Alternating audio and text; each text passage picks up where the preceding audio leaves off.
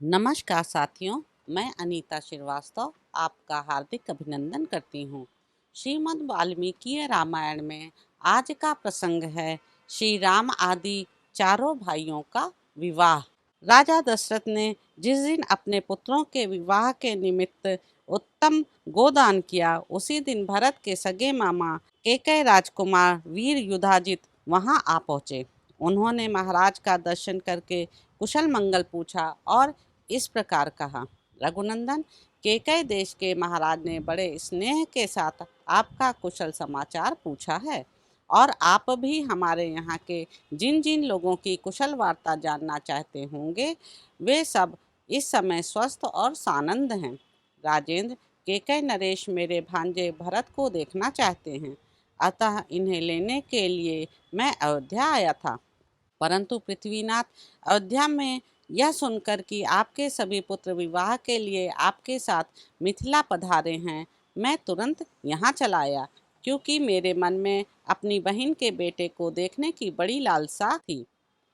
महाराज दशरथ ने अपने प्रिय अतिथि को उपस्थित देख बड़े सत्कार के साथ उनकी आवभगत की, क्योंकि वे सम्मान पाने के ही योग्य थे।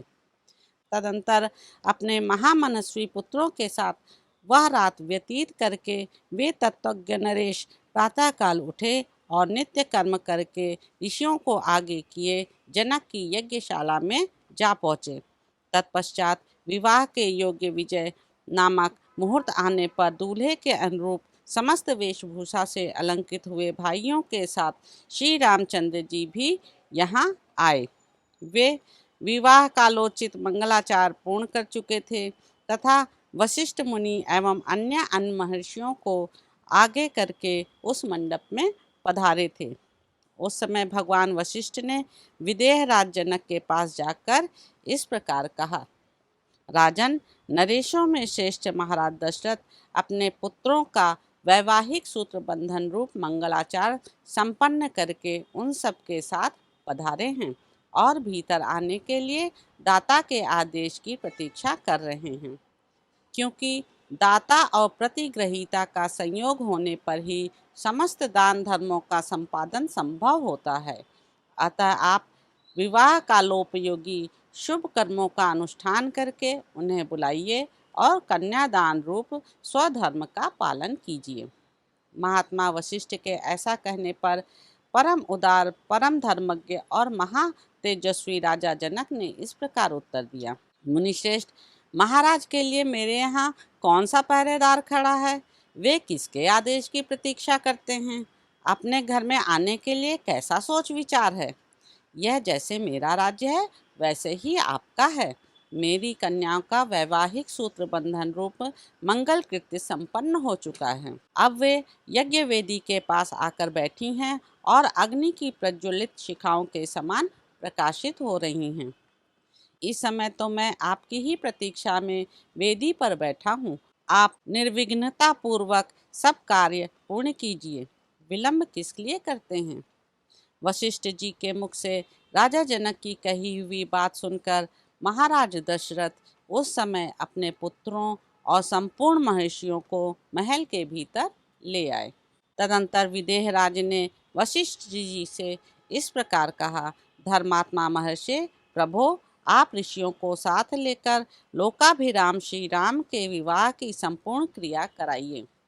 तब जनक जी से बहुत अच्छा कहकर महातपस्वी भगवान वशिष्ठ मुनि ने विश्वामित्र और धर्मात्मा शतानंद जी को आगे करके विवाह मंडप के मध्य भाग में विधि पूर्वक वेदी बनाई और गंध तथा फूलों के द्वारा उसे चारों ओर से सुंदर रूप में सजाया। साथ ही बहुत सी सुवर्ण पालिकाएं, यव के अंकुरों से युक्त चित्रित कलश, अंकुर जमाए हुए सकोरे, धूप युक्त धूप पात्र, शंख पात्र, श्रुवा, श्रुक, अर्घ आदि पूजन पात्र, लावा से भरे हुए पात्र तथा धोए हुए अक्षत आदि समस्त सामग्रियों को भी यथास्थान रख दिया।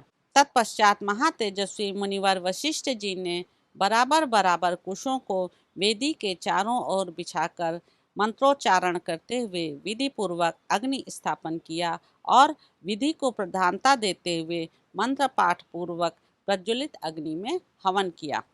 तदंतर राजा जनक ने सब प्रकार के आभूषणों से विभूषित सीता को ले आकर अग्नि के समक्ष श्री रामचंद्र जी के सामने बिठा दिया और माता कौशल्या का आनंद बढ़ाने वाले उन श्री राम से कहा, रघुनंदन, तुम्हारा कल्याण हो।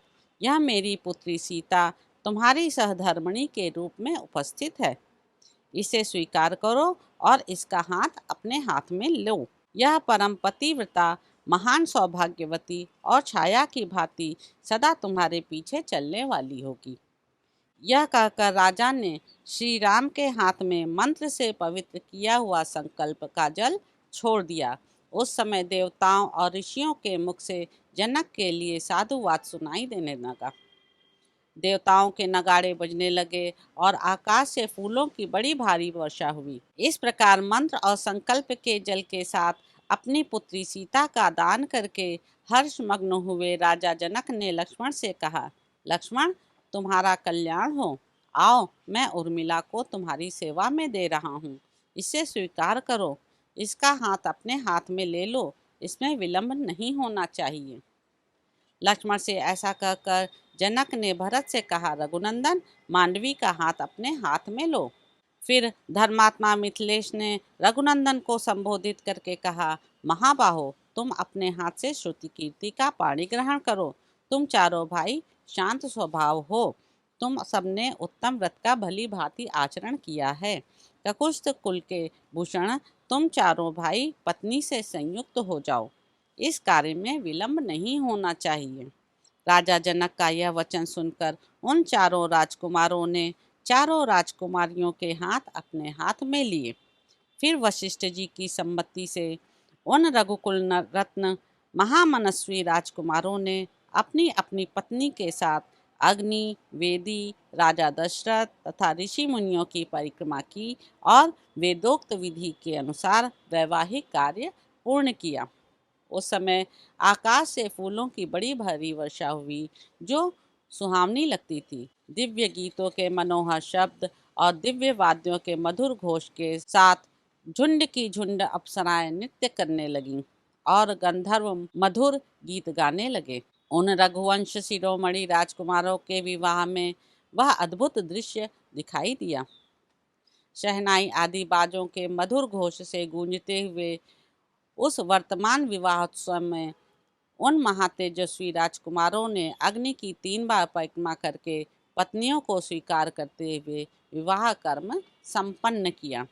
तदंतर रघुकुल को आनंद प्रदान करने वाले वे चारों भाई अपनी पत्नियों के साथ जनवासे में चले गए। राजा दशरथ भी ऋषियों और बंधु बांधवों के साथ पुत्रों और पुत्र वधुओं को देखते हुए उनके पीछे पीछे गए। तो इस प्रकार साथियों, बालकांड में निहित 73वां सर्ग यहाँ पर समाप्त होता है। इसमें आज आपने राम और उनके भाइयों के विवाह का आनंद लिया। अगले अंक में आप जानेंगे कि विश्वामित्र अपने आश्रम को प्रस्थान करेंगे तथा राजा जनक का कन्याओं को भारी दहेज देकर राजा दशरथ आदि को विदा करना, मार्ग में शुभाशुभ शकुन और परशुराम जी का आगमन। यदि आपको पसंद आ रहा है तो मेरे YouTube चैनल संवाद विद अनीता को लाइक करें, शेयर करें और सब्सक्राइब करें। नमस्कार साथियों।